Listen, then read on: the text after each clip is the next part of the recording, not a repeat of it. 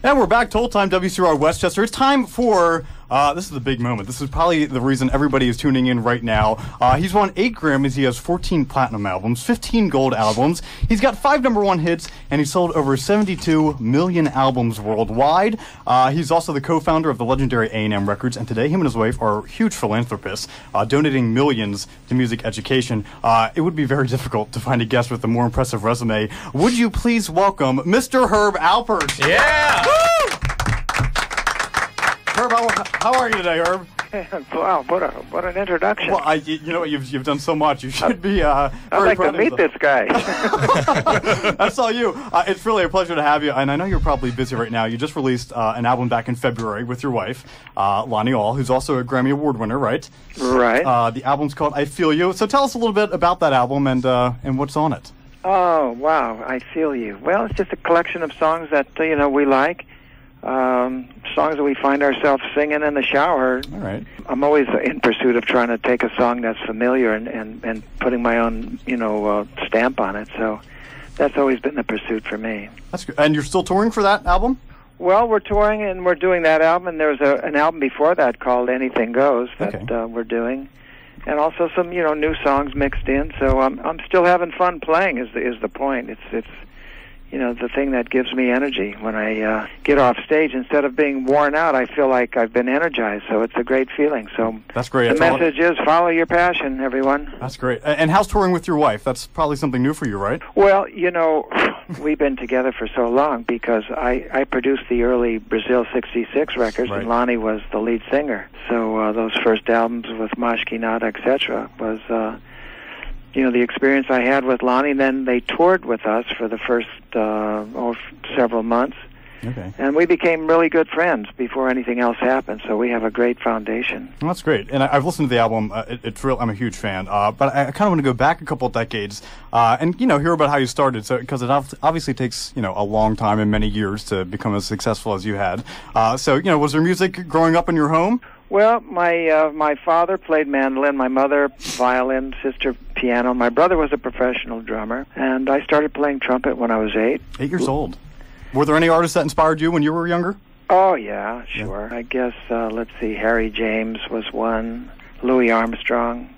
Okay. But I have a classical background. I studied classically for about 12 years, and I used to play in little symphony orchestras, and one time I was playing, actually I was going to the University of Southern California that time, and I was playing in the symphony there, and they were playing pictures at an exhibition, and I was really enamored and taken by the sound of the orchestra.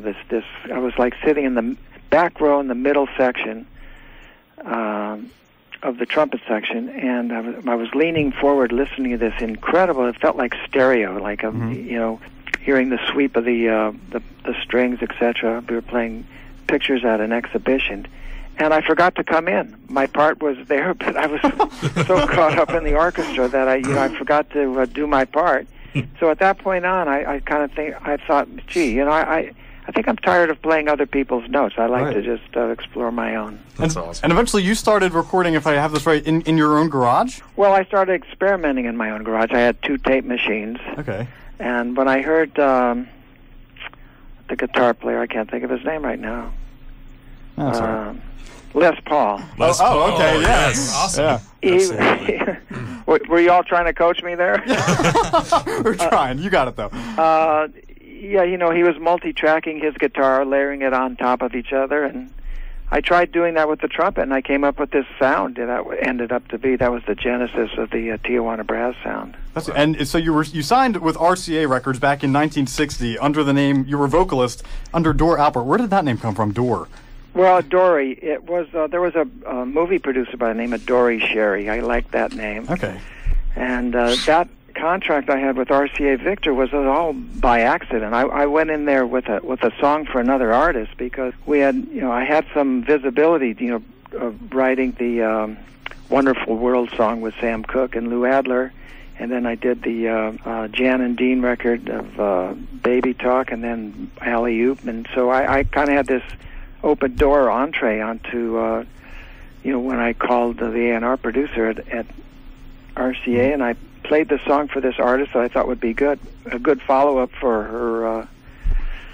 She had a record called The Wayward Wind, and I had this song I thought would suit her perfectly. I sat down at the piano, started playing it, and was singing it, and he said, "Why don't you record it?" And that's when I said, "Oh, really? You want me to record? I'm not a singer." He said, "Well, you sound good." So you signed as a vocalist, and you do have a wonderful voice. It got you a #1 hit in 1968. But did you always prefer playing trumpet over singing?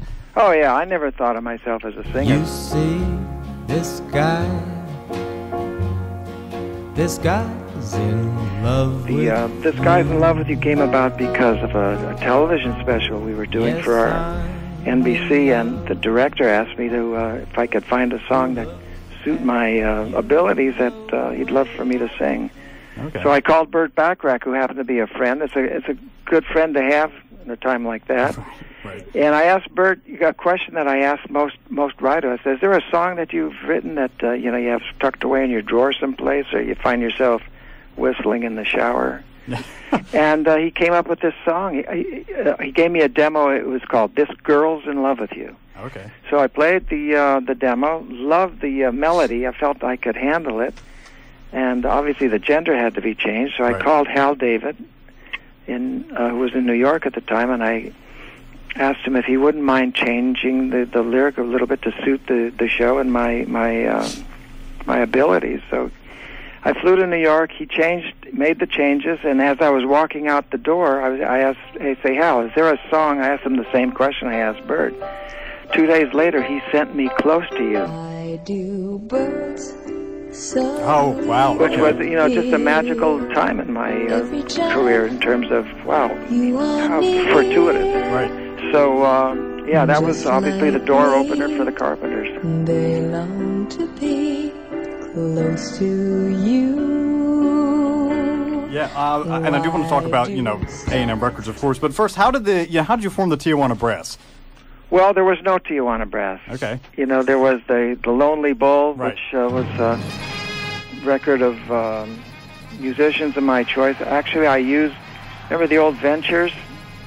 The guys that had Walk, Don't Run. Well, there I used his drummer, and I think their guitar player. And the vocals were, I multi-tracked my voice in the back for those vocal sounds, and I played all the trumpet parts. That's amazing. What inspired that sound originally? Well, I used to go to bullfights in Tijuana for a couple seasons, and I got really turned on by the sound of there was a trumpet section in the stands. Okay. And they used to announce the different events of the bullfight, and I don't know if I got inspired by it, but I got kind of an idea to try to capture that feeling on record, and that's how I started exploring that kind of sound. And I had a couple disc jockey friends. I played the record for them, and they said, "Nah, man, it's not right. It doesn't have a hook." I said, "What do you mean a hook?" He says, "You got to have a hook on the record. It's like, got to go away singing the thing." I said, "Well, let me think about that." Anyways, I thought about it, and I had a engineer friend at Liberty Records who had the sound of 30,000 people yelling "Ole." Oh, wow. Yeah. And so I put that right in the front as the fanfare happened for the Lonely Bull, and that obviously became the hook, and that worked. The record really just took off. Yeah, so that was a huge hit. And then afterwards, you decided to start your own company with Jerry Moss. Tell us who Jerry Moss is. How'd you meet him? And was he a longtime friend, or? Yeah, well, actually, it wasn't afterwards. It was right. That was the first record we released on A&M. It was A&M 101. Okay. Met Jerry when I was working with Lou Adler for a company in New York called Madison Records, and we had the Alley Oop records on that label. And the head of promotion was friends with Jerry, and I met Jerry through him. And Jerry was like the #1 promotion man in the United States at that particular time. So. You mentioned the Carpenters earlier. What are some of the other big names that you signed during your time at A&M Records? Well, that I personally signed? Yeah. Well, gee whiz, let's see. Chris Montez was one. I had an idea for him on this song that I thought he would be good at when we recorded Call Me. Okay. Signed Waylon Jennings, believe it or not. I was the first one to produce Waylon. Wow. And I used to fly to Arizona, where Waylon lived, in Phoenix, and record him. And then I did this record called Four Strong Winds that RCA Victor heard the record, and they wanted to...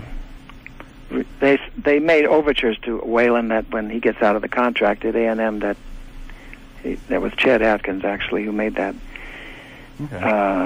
inquiry, and that they wanted, for Waylon to record for them. And Waylon told us about this situation, and we thought it'd be best for him to go with RCA, because he really wanted to be a country artist. We weren't equipped to really handle country promotion. So he, told us about the situation, and we let him out of the contract. We had like 3 more years left with his contract, and I remember the day we signed his release, and I looked at my partner Jerry. I said, "Man, this guy's going to be a big star." And Jerry said, "I know it." That's great. And I thought to myself, right then, man, I got goosebumps, and I thought, man, if we can do that, and we can be that honest with artists, we're going to be successful. And that was like, I think, around 1964 or so. And you definitely were successful. Out of all the musicians, you worked with over your career, who did you enjoy working with, the most? Well, that would be hard. They all have a little something. I did 2 albums with the great jazz saxophone player Stan Getz. Okay. So that was fun. Galto Barbieri was fun. But, just be privy to, a lot of the records that were being recorded at A&M. Right. Walking in the studio and watching, the procedure. I do want to go back to the Carpenters, because I think at first, I think they released one album, it really wasn't that successful until, as you said earlier, you showed them Close to You, and that really, that really shoved them into the spotlight. Did you immediately know that was a song, you wanted that song for them? I thought the song would be good for them. They recorded an album. It was released. It was about a year out there, and nothing was happening. The people in my own company was thinking, "Why did you sign these kids? They're too soft, and it'll never happen." I gave them Close to You. They recorded it once. They came into my office, played the recording for me, and I said, "No, this doesn't work." It was Karen was playing drums on the first recording. Okay. And I said, "No, you gotta, a little bit more. Use more oomph, more meat." Yeah. So they recorded it again, and then that wasn't quite it. And then on the third go, they brought in the Wrecking Crew, the Hal Blaines and the people that were on a lot of the recordings in Los Angeles. And so that third time was a charm. And when I heard that one, I knew it was it had a good chance. Yeah. Yeah, they were huge after that. Your first number 1 hit, as you said, was "This Guy's in Love with You." But I want to go back to arguably the Tijuana Brass's most popular album, "Whipped Cream and Other Delights." First, can we talk about the cover art? Was that your idea? Tell us a little bit about that. It wasn't my idea, but it was a good idea, wasn't it? It was a good idea, really good idea. Very good idea. Yeah, no, it was the head of graphics at A&M. Okay. And when I first saw it, I thought maybe that's a little bit too much. I mean, this was 1965, so obviously pretty tame in today's world, but it was pushing the envelope a bit then. And every song is named after a food item. Was that your idea? I just find that very interesting. No, it was my partner Jerry Moss's idea. Okay. Our distributor in New Orleans called one day and said he heard a great song that Al Hurt had turned down, and he played it for me. That was Whipped Cream. Okay. Oh, I love that song. So I recorded it. He sent it to me. I liked it very much. Recorded it 3 days later, and it became a moderate success. And my partner Jerry said, "Why don't we incorporate a lot of food titles?" He liked, to have continuity with the product. So, what did you think when he said that? What went through your mind when he said, "Let's name the songs after food titles"? Well, it seemed like a corny idea, but then when I started, I made a list of the different songs that had titles, like "Taste of Honey" was in there, and "Lemon Tree," and I had an original song called "Green Peppers" and "Lollipops and Roses." The whole album is fantastic. Yeah, so it kind of took shape on that score, and then obviously "Taste of Honey" was really the breakthrough record. That was the record that really catapulted the Tijuana Brass. So after the Tijuana Brass, you had a very impressive solo career. Your song "Rise" went to number 1 in '79, and that made you the first artist ever to have a number 1 hit for an instrumental track and a vocal track. Yeah. That's true. Very impressive. So, and when you're recording these songs, do you get a gut feeling that it's going to be a hit, or is it just by chance? Well, I get a gut feeling, but it's not always right. Right. I recorded "Rise" 1979.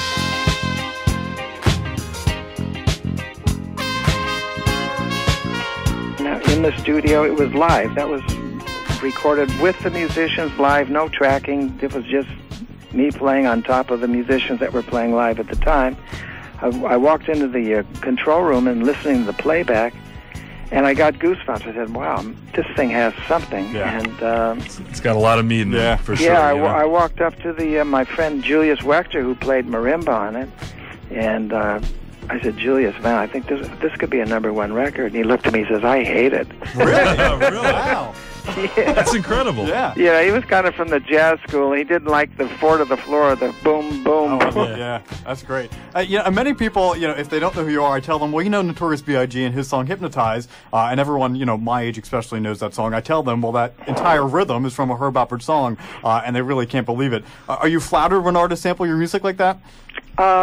You know something? I'm not crazy about it. Yeah. I think, it's fun to try to be original, and you have to take someone else's ideas and build on it. I don't think that's the most creative and original thing to do. Yeah, I get that. So throughout the 60s, 70s, and 80s, you had a very successful recording career, all while A&M Records was cranking out tons of albums. And then, but in 1989, you decided to sell A&M Records to Polygram. Why did you decide to do that? Well, it seemed like the time was right. It was getting really tough to compete with the major corporations who had tons of money, and they were spending lots of that cash on artists, and it was just hard to compete in that world. And then, you make one mistake. We were just a partnership. It was just the two of us. You make one mistake in that area, if you can blow a big hole in the ship. Right.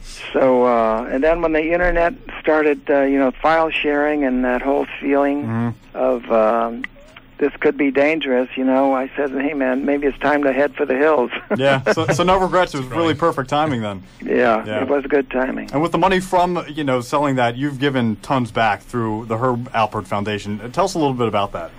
Well, originally I did it as something, it was out of my control. I just thought, gee, that's the thing I should be doing. I've been so blessed in my life.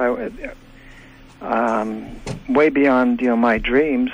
I felt I could be an example. Look, if I can do it, you can do it. And I try to be very,